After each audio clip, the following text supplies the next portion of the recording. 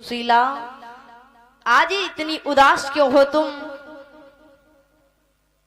आज उसी समय उदास होकर के कहने लगी है, अरे सखी, हमारे पति कन्हैया से मिलने के लिए जा रहे हैं, लेकिन हमारे घर में इतना धन नहीं है जो उनको दे करके मैं विदा करूं। उसी समय वो सखी कहने लगी समझा करके, अरे सुशीला, हमारे भी घर में कुछ है नहीं, थोड़े चावल थे बच्चों को बनाने के लिए रखाई हूँ, उनके कुछ कण पड़े हुए हैं, अगर ले जाना चाहती हो तो ले जा सकती हो। उसी समय आज उन कणों को जाकर के मैया ने भूख भूख करके एक पोटली बनाई।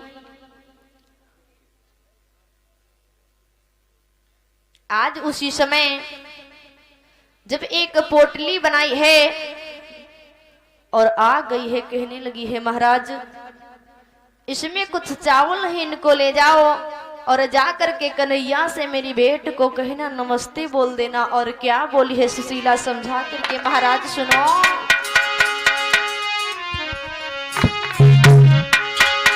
मेरी मोहन से नमस्ते कहियो,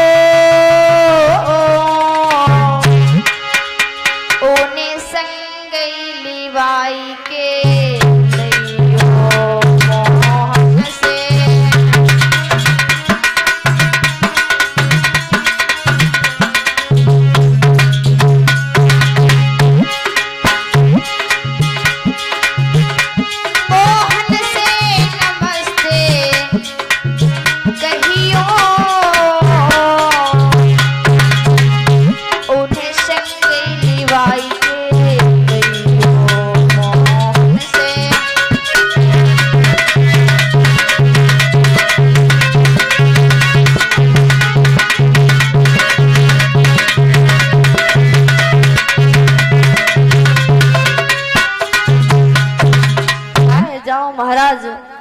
कन्हैया से मेरी नमस्ते को कहना और साथ में लिवा करके लाना। आज विदा किया है, आज चले हैं सुदामा।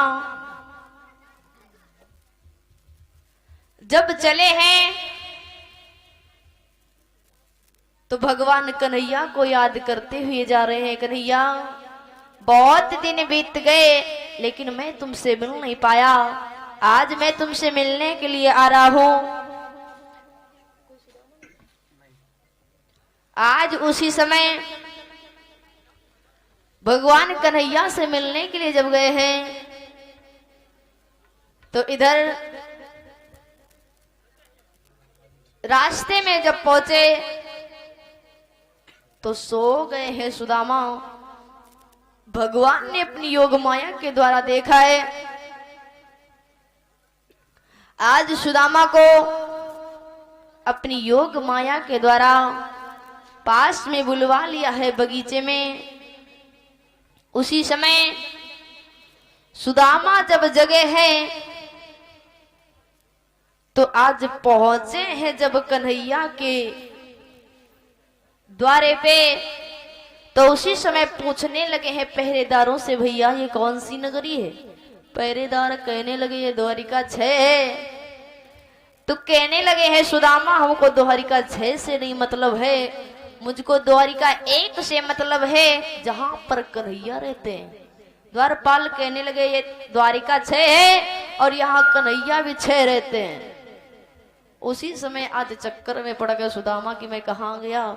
उसी समय आज समझ गए हैं तो आज उसी हिसाब से बोले हैं जिस हिसाब से सुदामा बोल रहे हैं। तो पूछा है द्वारपालों ने, तुम कौन हो? सुदामा ने कहा है मैं कन्हैया का मित्र हूँ। द्वारपाल कहने लगे कन्हैया के मित्र तो विमानों से आते हैं, आपके तो पैर में सही जूते भी नहीं है, आप कैसे मित्र हैं? सुदामा ने कहा है भैया मैं कन्हैया का मित्र हूं और जा करके कह दो कि तुमको सुदामा बुला रहे हैं। उसी समय शब्दों में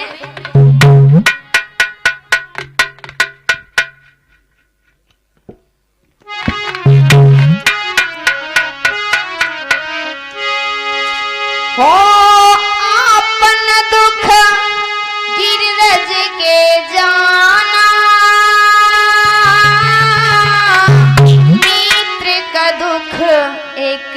जी के समाना। राम सिया राम जय जय राम राम।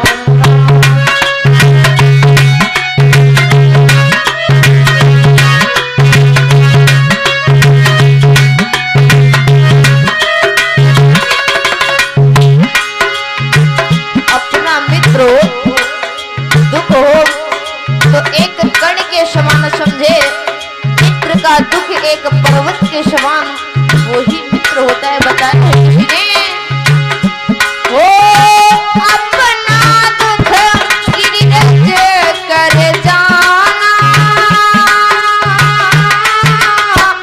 मित्र का दुख एक दर्जी के समान। सिया राम जय जय राम।